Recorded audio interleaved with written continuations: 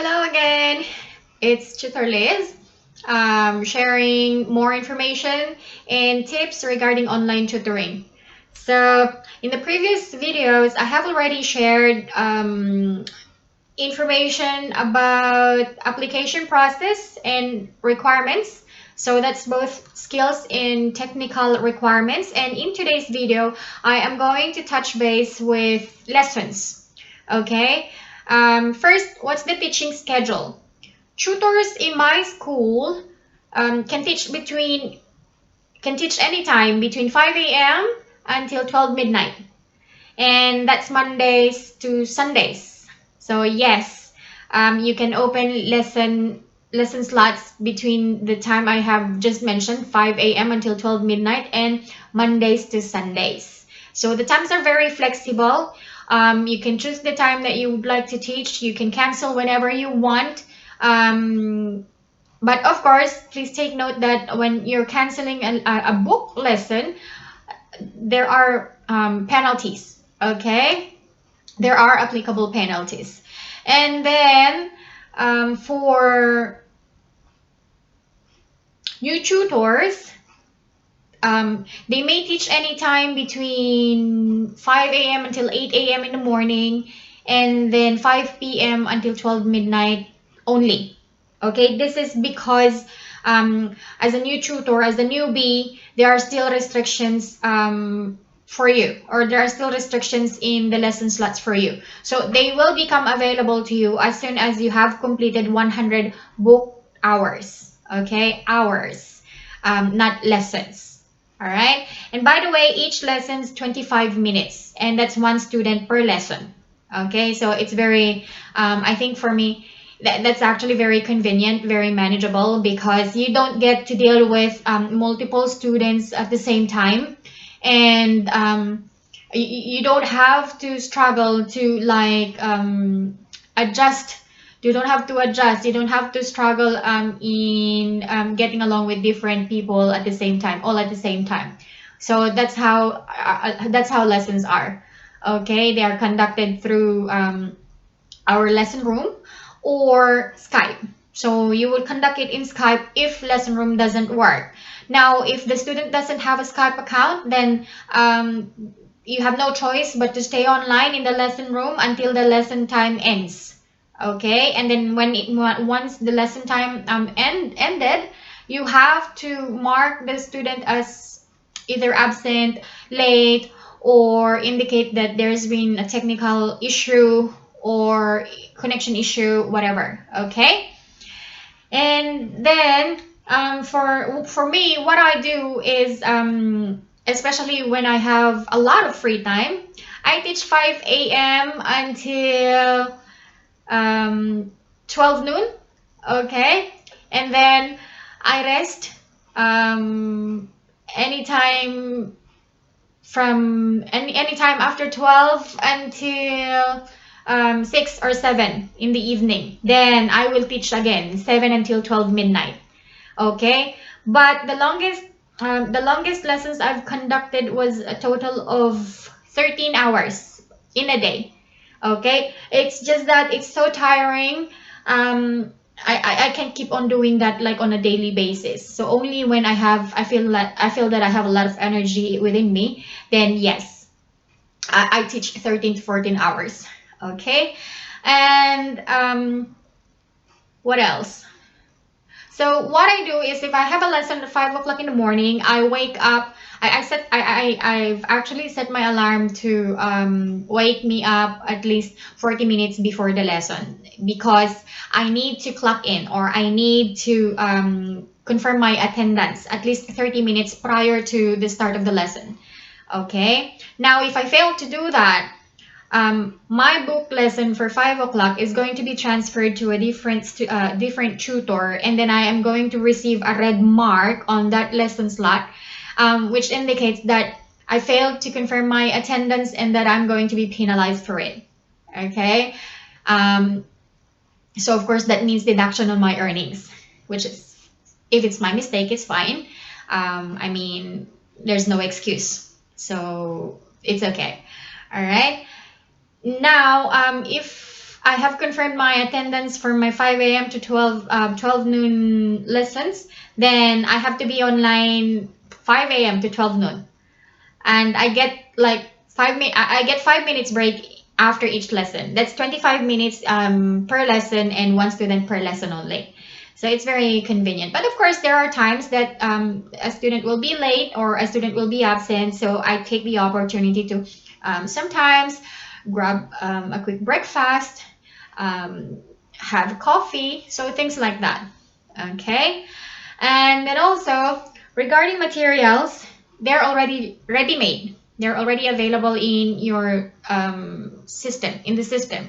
Okay. All you need to do now is to reconfirm if the requested material of the student is correct or not. Otherwise, if it is correct, then proceed with the lesson. If it's not, then you have to ask what lesson do they prefer or what lesson do they want, and then you have to choose that particular lesson. Okay. Now, for new students, of course, you need to follow the. Oh, by the way, there is call flow. All right. You don't just say hi and then let's go to the lesson. You don't do that. You have to greet, of course. You have a little chit chat, like ask how the students' day has been, what's kept them busy, or what's their plan for the weekend, things like that. Have a little connection, okay? Because they like it when you try to talk to them outside of the lesson material. They like to engage in a small talk or in a small conversation to also practice their conversation skills, their communication skills. So it's very helpful for them. So try to have a connection with your students, okay? And then also, so after you confirm the material, you conduct the lesson proper, and then of course, in between, you can either correct the student with some grammar points or pronunciation points. Otherwise, if they requested that you do the feedback or you do the correction after the lesson, then do so. Okay. And then after the lesson, you put the notes, your feedback for the lesson, and then you can send it to the student in their chat box, or and then leave it on their student profile as well so that they can see it, they can check it. Okay, so that's what that's how I do it. And then so if a student is absent, definitely you just have to stay online, wait until the lesson time ends, and then you can mark the student absent. Of course, the student will be receiving a report or notification from the school saying that, oh, you've missed this lesson, you've been absent, so you're going to be deducted for this as well. Okay. And what else? Who am I teaching? I'm actually teaching kids as young as 5 years old. I teach junior and senior high school students, university students, and businessmen. So most of my students are businessmen because they need to like improve their English, especially they travel a lot. They do business with international companies. They go overseas most of the time. So definitely, they need to improve their English skills. And also, I teach senior citizens. So senior citizens who doesn't work anymore, they just stay at home. Sometimes they feel bored, they want to talk to someone, so we'll have a free conversation, just to help them practice their English as well, because they say that sometimes when they're not speaking English, or they don't have any opportunity to use English anymore, they forget. So that is why sometimes they just do it, they just book the lesson as a hobby. Okay. And then also, in my case, I've never had any problem getting students because, not to brag, but I'm always fully booked. It's very seldom that I get a closed lesson slot, which means I didn't get booked on that particular time. So in a month, I think I get only like 2, 3, 4 closed lesson slots, which means I haven't been booked.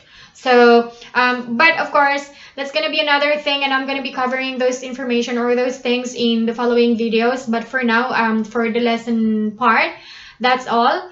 And for aspiring tutors or online tutors, don't worry so much because materials, as I mentioned, are already there in the system. You just need to click on them and teach them as they are. Okay, there is no need for flashcards. There is no need for a whiteboard or a blackboard to do some additional lesson. What do you call it? Like lesson techniques. No, I don't do that. And so far, I think I have been very effective because I don't get to really like stress myself in teaching a student because they follow. Okay, they follow instructions.